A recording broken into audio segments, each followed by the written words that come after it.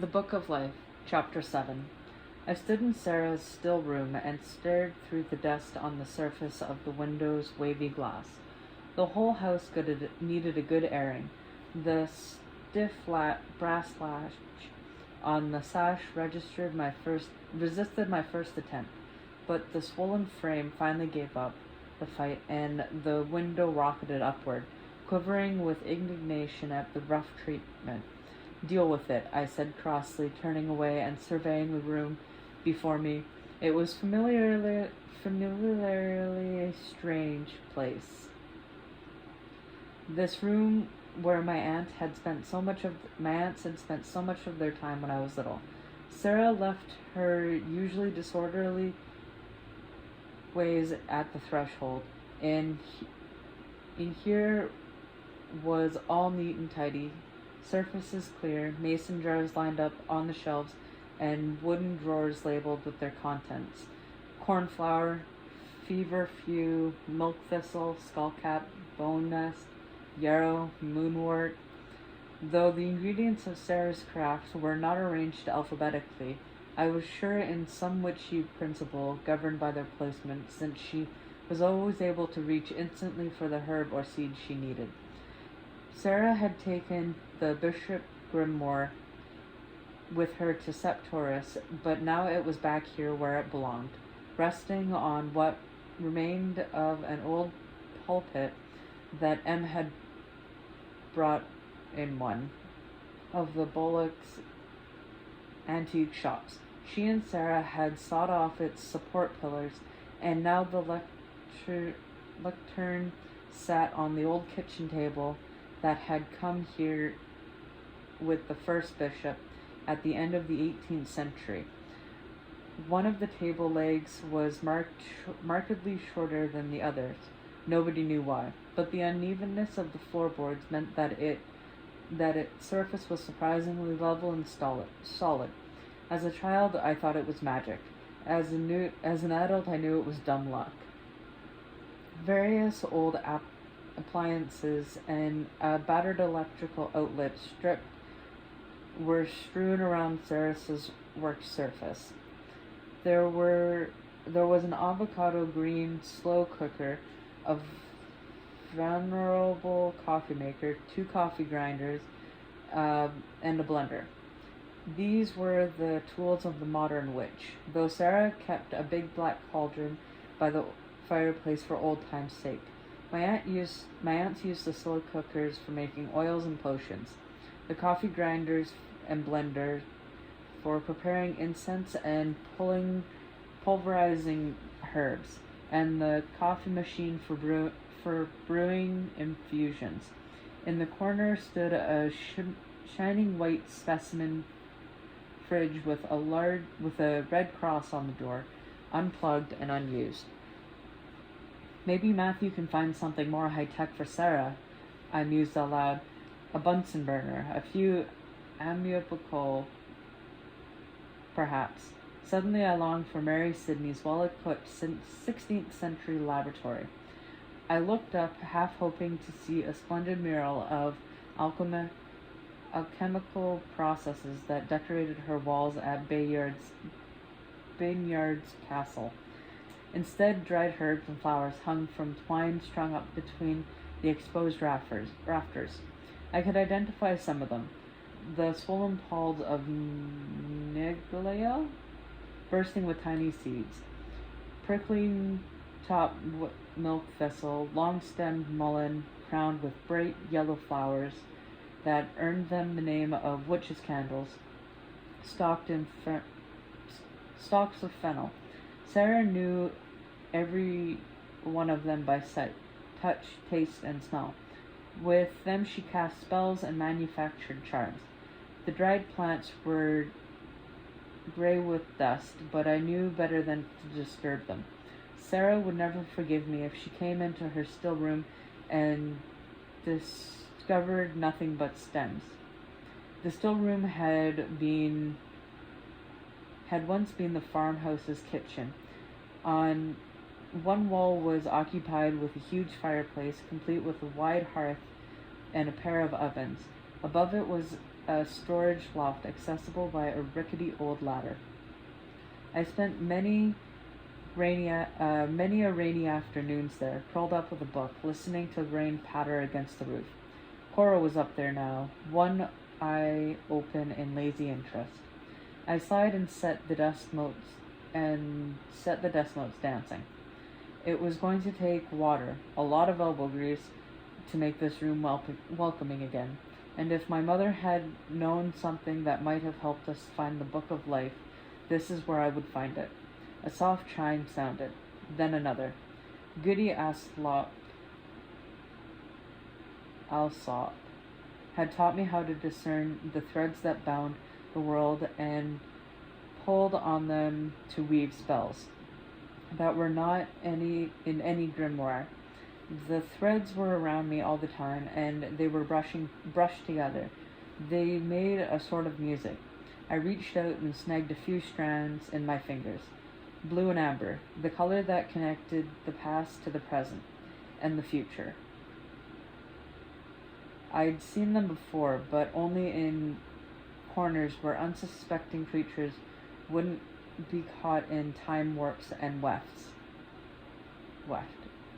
Not surprisingly, time was not behaving as it should in the Bishop house. I twisted the blue and amber threads into a knot and tried to push them back where they belonged, but they sprang back, weighing the air with memories and regret. A weaver's knot wouldn't fix what was wrong here. My body was damp with perspiration, even though all I'd done was displace the dust and dirt from one location to another. I forgot how hot Madison could be at this time of year. Picking a bucket of dingy water, I pushed against the still room door. It didn't budge. "Move, Tabitha," I said, nudging the door open an inch in hopes of dislodging the cat. Tabitha yowled. She refused to join me in the still room. It was Sarah and Em's domain, and she considered me an invader. "I'll set Cora on you," I threatened.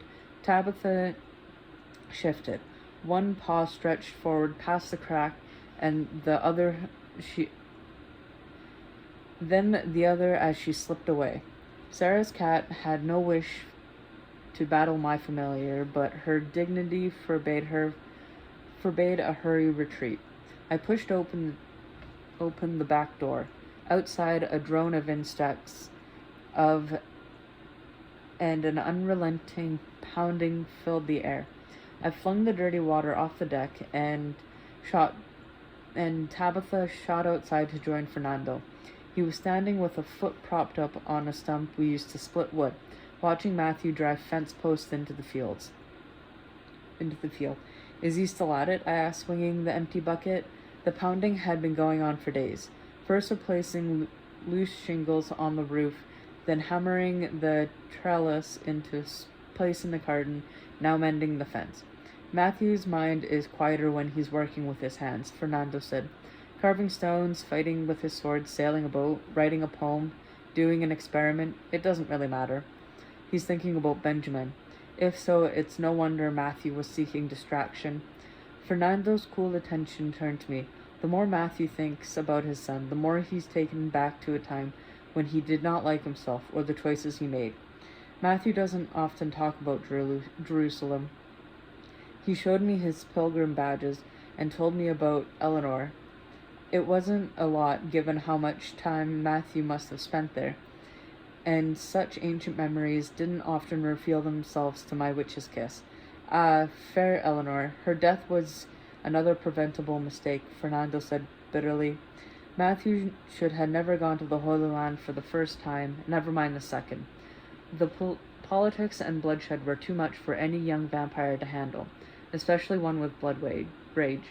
But Philip needed every weapon at his disposal if he was going to succeed in Outremer.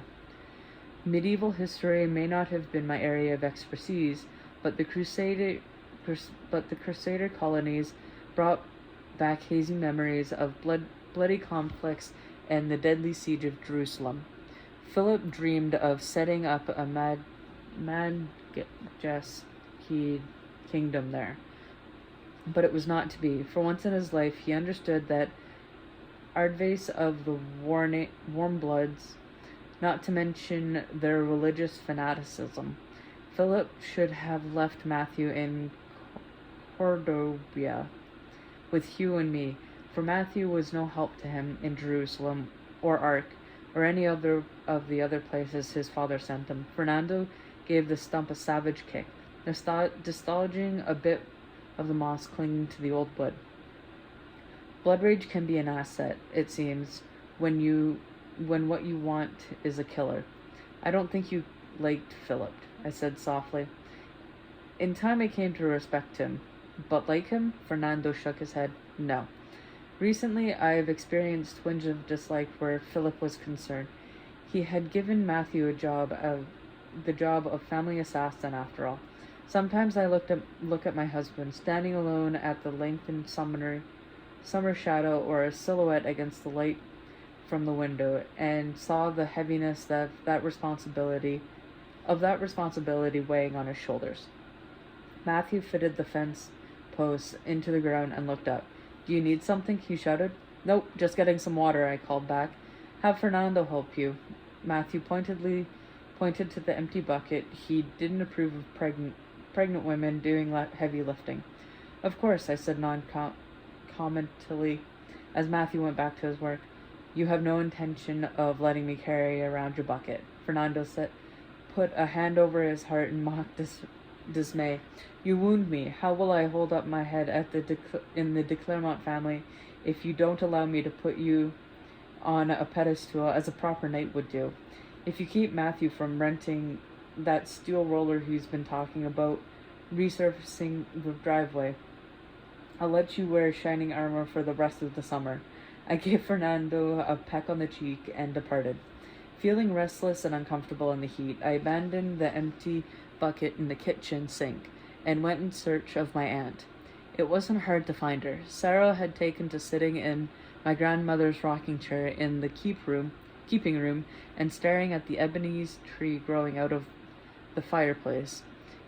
In coming back to Madison, Sarah was being forced to confront the loss of Emily in an entirely new way. It left her subdued and remote. It's too hot to clean. I'm going into town to run errands. Do you want to come? I asked. No, I'm okay here, Sarah said, rocking back and forth. Hannah O'Neill called again. She invited us to her Lugnahasad potluck. Since our return, we received a stream of phone calls from members of the Madison Covenant.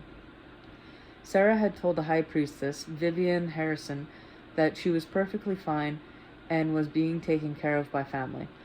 After that, she refused to talk to anyone. Sarah ignored my mention of Hannah's invitation and continued to study the tree. The ghosts are bound to come back eventually, don't you think? The house had been remarkably free of spectral visitors since our return. Matthew blamed Cora, but Sarah and I knew better. With Em so recently gone, the rest of the ghosts were staying away so that we didn't pester them with questions about how she was faring. Sure, I said, but it's probably going to be a while. The house is so quiet without them. I never saw them like you did, but you could tell when they were around. Sarah rocked with more energy, as if this was somehow bringing the ghosts closer. Have you decided what you want to do about the blasted tree? It had been waiting for Matthew and me to return from 1591. The garland black trunk taking up most of the chimney, and its roots and branches extending into the room. Though it seemed devoid of life, the tree occasionally produced strange fruit, karkis, and as well as the image of a chemical wedding that had been torn from Ashful 782. More recently, it had offered up the recipe for rhubarb Camprio-Syrah 1875, a pair of false eyelashes, circa 1973, Fernando and I thought the tree should be removed, the chimney repaired, and the paneling patched and painted. Sarah and Matthew were less convinced. I don't know, Sarah said with a sigh. I'm getting used to it. We can always decorate it for the holiday. The snow is going to blow straight into the house with those cracks come winter, I said, picking up my purse. What did I teach you about magical objects? Sarah asked. I heard a trace of her normal sharpness. Don't touch them unless you understand them, I intoned in the voice of a 6-year-old. Cutting down a magically produced tree qualifies as touching things, don't you agree? Sarah motioned Tabitha away from the hearth, where she was sitting staring at the bark. We need milk and eggs, and Fernando wanted some kind of fancy rice. He promised to make pella? Milk, eggs, and rice. I got it. I gave Sarah a last worried look. Tell Matthew I won't be long. The floorboards in the front hall creaked with a brief complaint as I crossed to the door. I paused, my foot glued in place. The Bishop House was not an ordinary home. It had a history of making its feelings known on a variety of issues, from who had the right to occupy it to whether or not it was approved, or whether or not it approved of the new paint color on the shutters. But there was no further response from the house. Like the ghost, it was waiting. Outside, Sarah's new car was parked on the front door. Her old Honda Civic had met a mishap during the return from Montreal, where Matthew and I had left it. A de Claremont functionary had been tasked to drive it back to Madison, but the engine had fallen out somewhere between Bouqueville and Watertown. To console Sarah, Matthew had presented her with a metallic purple Mini Cooper, complete with white racing stripe edged with black and silver, and a personalized license that said "New Broom." Matthew hoped the switchy message would obviate Sarah's need to put bumper stickers all over the vehicle, but I feared it was only a matter of time before this car looked like the old one. In case anyone thought Sarah's new car and her lack of slogans meant her paganisms were wavering, Matthew purchased a witch antenna ball. She had red hair and a pointy hat and sunglasses. No matter where Sarah parked, someone stole it. He kept a box of replacements in the mudroom cupboard. I waited until Matthew was hammering in the next fence post before jumping into Sarah's Mini. I reversed it and sped away from the home. Matthew hadn't gone so far as to forbid me from leaving the farm unaccompanied, and Sarah knew where I was going. Happy to get away, I opened the sunroof to catch the July breeze on my way into town. My first stop was at the post office. Mrs. Hutchinson eyed the tight swell under the hem of my t-shirt with interest, but said nothing. The only other people in the post office were 2 antique dealers and Smitty, Matthew's new best friend from the hardware store. How's the post mall working out for Mr. Claremont? Smitty asked, tapping his sheaf of junk mail against the brim of his John Deere hat. Haven't sold one of them in ages. Most people want post pounders these days. Matthew seems quite happy with it.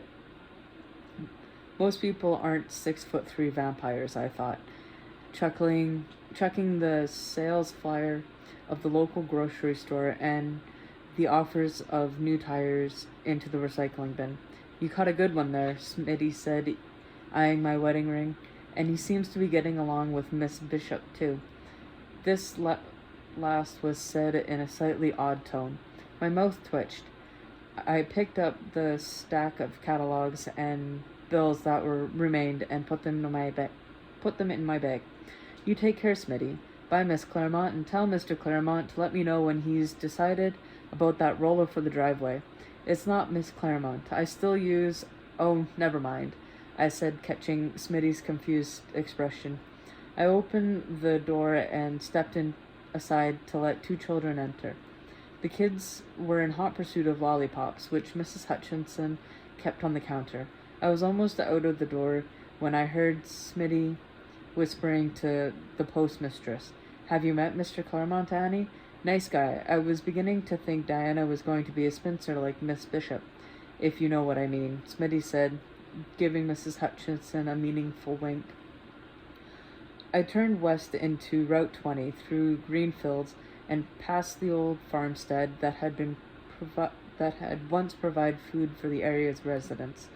Many of the properties had been subdivided and their lands turned to different purposes.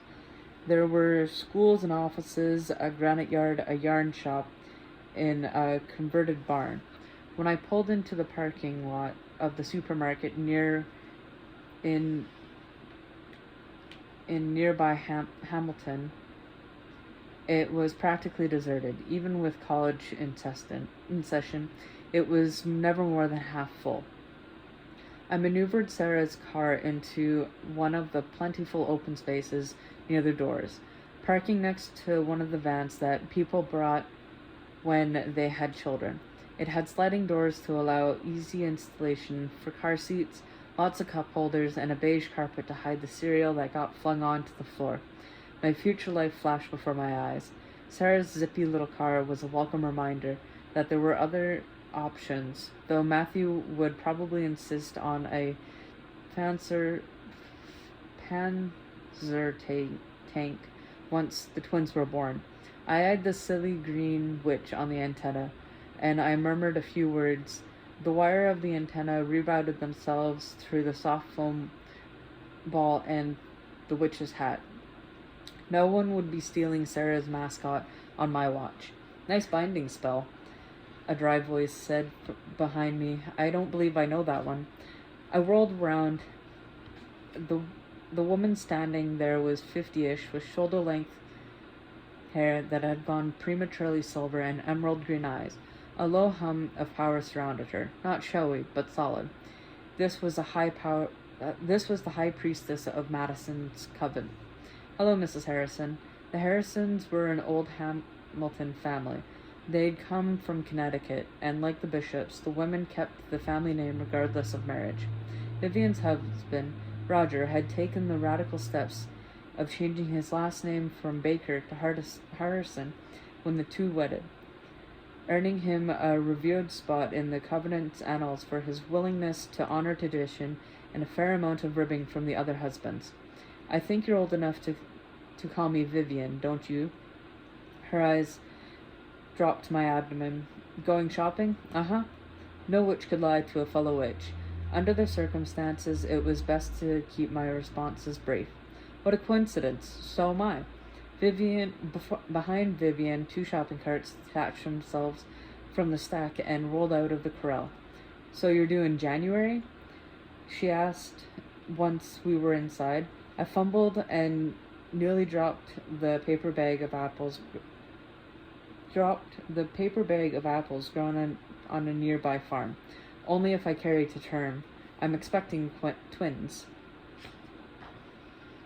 "Twins are a handful," Vivian said ruefully. "Just ask Abby." She waved at a woman holding two cartons of eggs. "Hi, Diane. I don't think we've met." Abby put one of the cartons in the section of the carts designed for toddlers. She buckled the eggs into place, using the flimsy seatbelt. "Once the babies are born, you'll have to come up with different ways to keep them from getting broken. I've got some zucchini for you in the car so don't even think of buying any." "Does everybody in the country know that I'm pregnant?" I asked, not to mention that what I was shopping for today. "Only the witches," Abby said, "and anyone who's willing to talk to Smitty." A 4-year-old boy in a pinstripe shirt, wearing a Spider-Man mask, sped by. "John Pratt, stop chasing your sister." "Not to worry, I found Grace in the cookie aisle," said a handsome man in shorts and a gray and maroon Collegiate University t-shirt. He was holding a squirming toddler whose face was smeared with chocolate and cookie crumbs. Hi, Diane. I'm Abby's husband, Caleb Pratt. I teach here. Caleb's voice was easy, but there was a crackle of energy around him. Could he have a touch of elemental magic? My question highlighted the fine thread that surrounded him, but Vivian distracted me before I could be certain. Caleb is a professor in the anthropology department, Vivian said with pride. He and Abby have been a welcome addition to the community. Nice to meet you, I murmured. The whole covenant must shop at the cost cutter on Thursdays.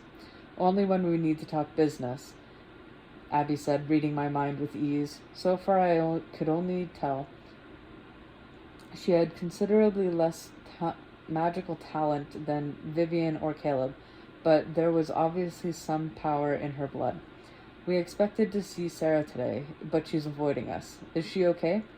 Not really, I hesitated. Once the Madison Covenant had represented everything I wanted to deny about myself and about being a bishop. But the witches of London had taught me that there was a price to pay for living cut off from other witches. And the simple truth was that Matthew and I couldn't manage on our own. Not after everything that had transpired at Septoris. Something you want to say, Diane? Vivian looked at me shrewdly. I think we need your help. The words slipped out easily.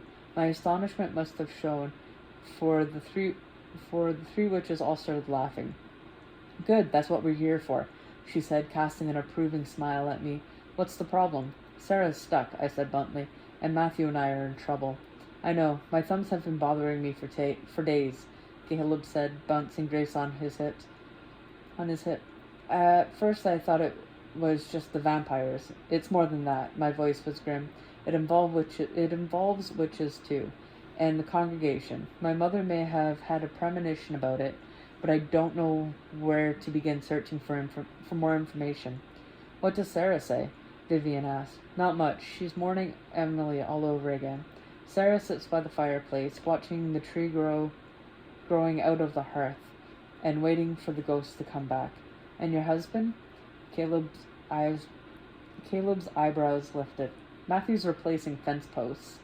I pushed a hand through my hair, lifting the damp strands from my neck. If you got any warmer, you'll be able to fry an egg on Sarah's car. A classic example of displaced aggression, Caleb said thoughtfully, as well as a need to establish firm boundaries. What kind of magic is that? I was astonished that he could know so much about Matthew from my few words. It's anthropology, Caleb grinned. Maybe we should talk about this somewhere else. Vivian smiled warmly at the growing crowd of onlookers in the produce section. The few humans in the stores couldn't help but notice the gathering of 4 otherworldly creatures, and several were openly listening to conversation while pretending to judge of the ripeness of cantaloupes and watermelons. I'll meet you back at Sarah's in 20 minutes, I said, eager to get away. The Abrov's rice is in aisle 5, Caleb said helpfully, handing Grace back to Abby. It's the closest thing to Palia rice in Hamilton. If that's not good enough, you can stop by and see Marie at the health food store. She special ordered some Spanish rice for you. Otherwise, you'll have to drive to Syracuse.